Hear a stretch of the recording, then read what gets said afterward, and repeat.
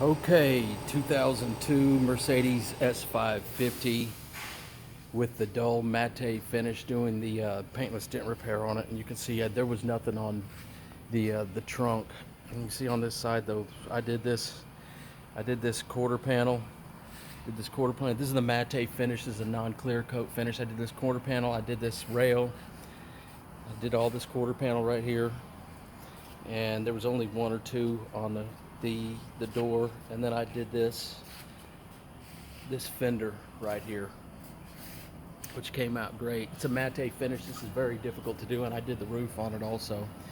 You can see it came out just excellent. You can see this matte finish is very difficult to do. It's very difficult to do paintless dent repair on, and it's a 2017 S Series Mercedes. I'm getting ready to glue pop these dents on the quarter panel here, and then I've got this rail up here. There's 23 up on this rail. I'm going to do this rail up here, and then you see I did the front up here.